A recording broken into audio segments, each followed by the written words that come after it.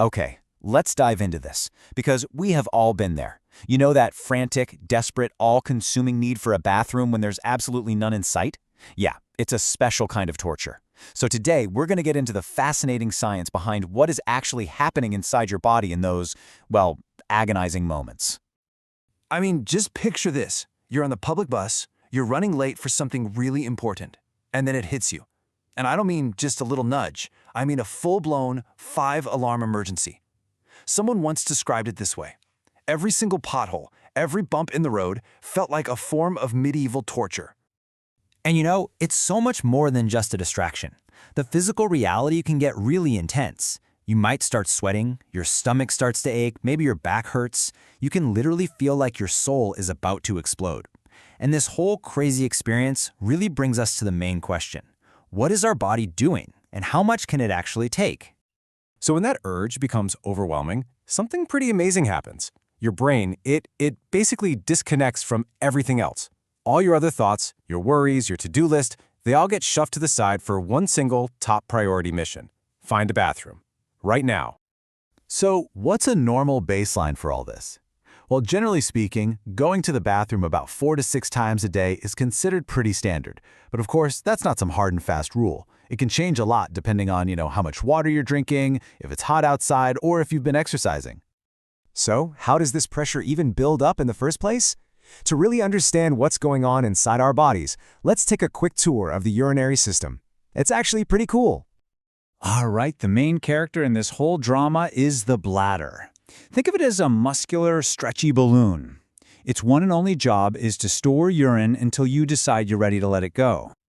And the whole process is remarkably efficient. It's just 4 steps. First, your kidneys are working 24/7, filtering waste out of your blood to make urine. Then, that urine travels down 2 little tubes called the ureters and collects in the bladder for storage.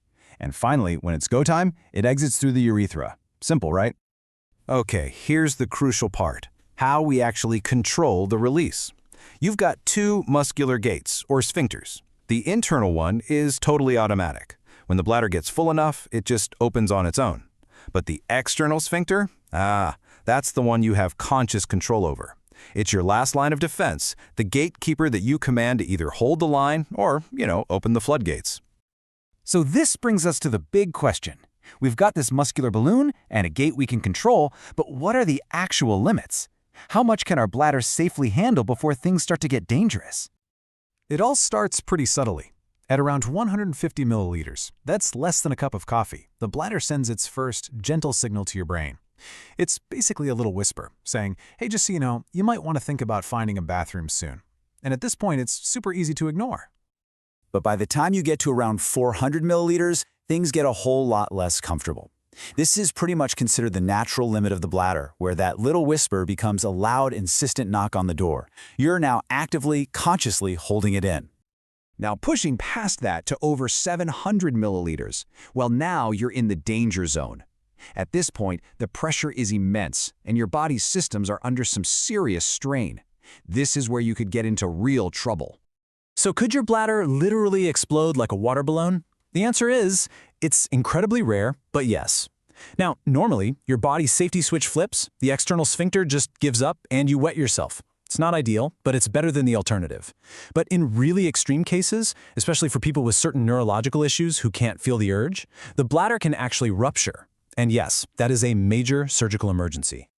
Okay, so beyond that terrifying, super rare risk of explosion, what about the long-term consequences? Because making a habit of holding it in, even if you never reach that danger zone, can cause some pretty significant health problems down the road. See, when you regularly push your bladder to its limits, you can seriously weaken those crucial pelvic floor muscles. And over time, that can lead to a bunch of not-so-fun things, like a constant feeling that you have to go, chronic pain, or even incontinence. You're basically training your body to stop working the way it's supposed to. And here's a little pro tip. It's not just about holding it in. Consistently peeing with too much force or in a bad posture can also put a lot of strain on that same area, and that can cause similar problems as you get older. So, after all that, the drama of the bus ride, the science of our own plumbing, what's the key takeaway here? Well, it's actually pretty simple. Your body has a built-in grace period. It's designed to give you a pretty reasonable amount of time to find a good, convenient place. But that system is meant to be a safety net, not a challenge you're supposed to test. It is just never a good idea to abuse that capacity. So, the next time you feel that first gentle signal, remember the sweating, remember the bus ride, and remember that delicate, muscular balloon just trying to do its job. Your body is talking to you for a very good reason. The real question is, will you listen?